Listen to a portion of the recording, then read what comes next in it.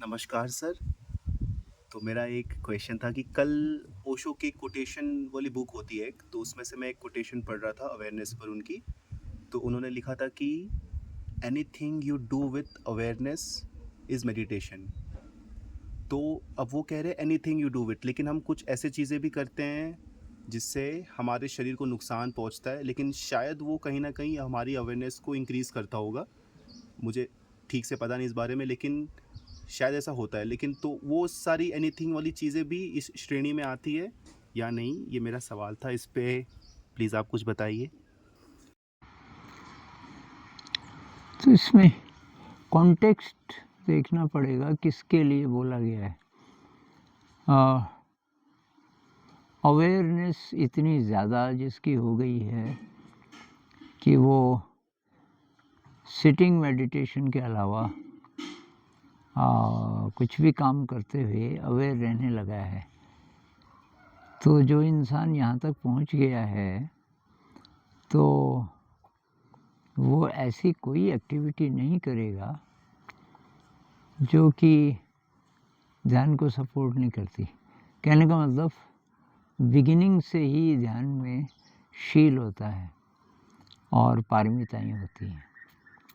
शील में आ जाता है कि चोरी नहीं करना, ब्रह्मचर्य का पालन करना है, झूठ नहीं बोलना, हिंसा नहीं करना। इन सब का जो पालन करेगा तो वो ऐसा कोई कर्म नहीं करेगा जिससे उसको नुकसान हो या किसी और को नुकसान हो। तो पहली बात तो कॉन्टेक्स्ट तो ये है। और अब दूसरी बात है कि क्या अगर इसी को ही मेडिटेशन मान लें, कई लोग होते हैं ना आलसी किस्म के, डिसिप्लिन ज़रा मुश्किल होता है जिनके लिए कि कहाँ जी बैठने का कष्ट करें। Anything you do with awareness is meditation. तो हम जो जो करते हैं अवेयरनेस से करेंगे, लेकिन इतना आसान नहीं है। काम करते हुए अवेयर रहना ये बहुत बात की बात है। इसलिए बुद्ध भी सती पठान सूत्र में पहले बैठने की बात करते हैं। शून्यागार गतो वा वृक्षे मूल गतो वा, या तो किसी शून्यागार में चले जाओ, किसी ऐसे कमरे में चले जाओ जहाँ अब बिल्कुल एकांत हो, कोई डिस्टर्ब न करे, या तो वृक्ष के नीचे बैठ जाओ। तो बैठने की बात करते हैं और उसके बाद तो वो बोलते हैं जब बैठने की बात हो गई कि भाई सांस को ऑब्जर्व करो, सांस के साथ शरीर को ऑब्जर्व करो, ये हो गया। अब जब शरीर बोल दिया कि शरीर को ऑब्जर्व करो, उसके बाद बुद्ध बोलते हैं कि भाई कुछ भी काम करते हुए, तो जब ये सूत्र लिखा गया होगा, और कब की बात है, 2500 साल पहले की बात है, तो मंक लोगों को के लिए बोला गया था ये सूत्र। तो मंक लोग जो जो एक्शंस करते होंगे उनका वर्णन है इसमें। तो चीवर धारियते संपजानाति, आलोकिते विलोकिते संपजानाति। आप सीधे देख रहे हैं कि तिरछा देख रहे हैं, इतनी बारीक बारीक चीज़ों में संपजानाति मतलब आप अवेयर हैं।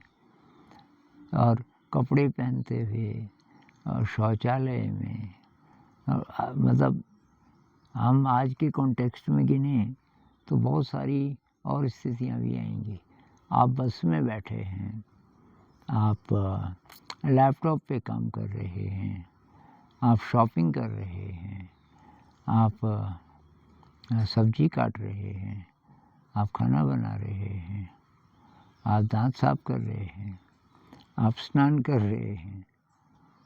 तो कुछ भी करते हुए अवेयर बहुत मुश्किल है।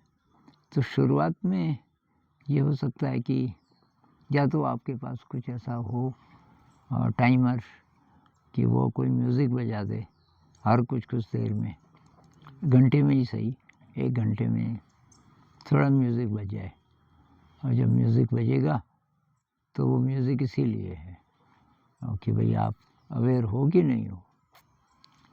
कुछ कुछ जगह गुरजेफ एक संत हैं और उनकी फ़िलॉसफ़ी हालांकि बहुत क्लियर तो नहीं है, पर उनके आश्रम हैं।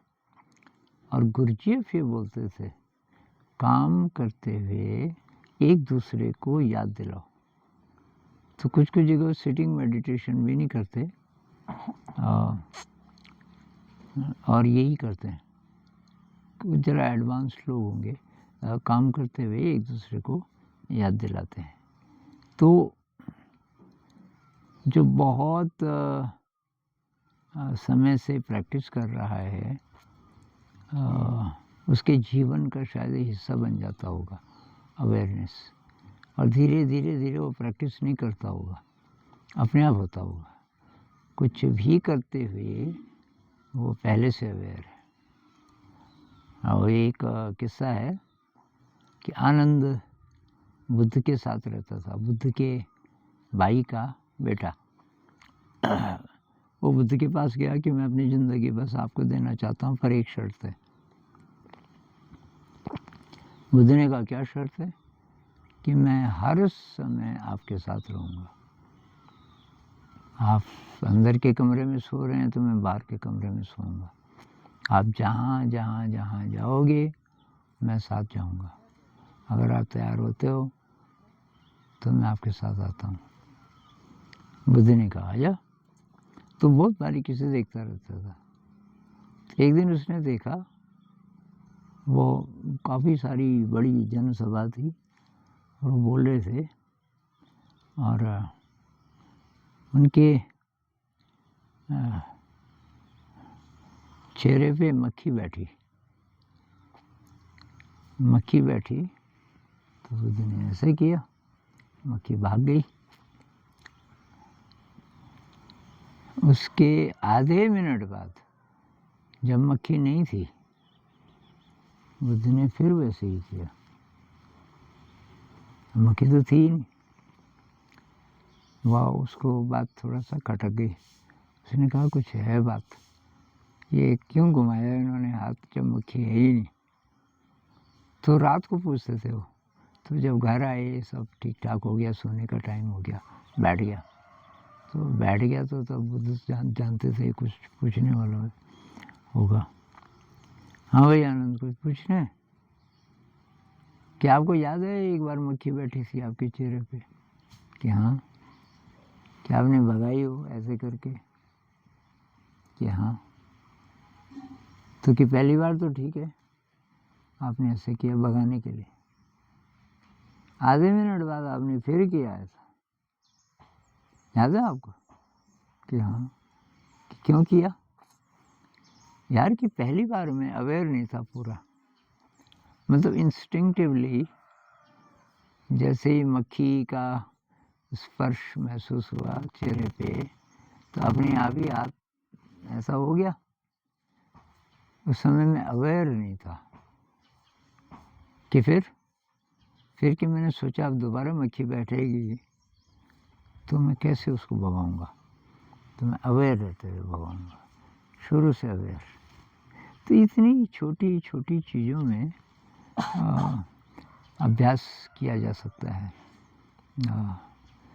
तो कुल मिला के ये जो बात है ये आम साधक के लिए तो नहीं है, और ये उसके लिए है एक तो जो पूरे नियम कानून मानता है, मतलब शील का अभ्यास करता है, पारमिताओं का अभ्यास करता है।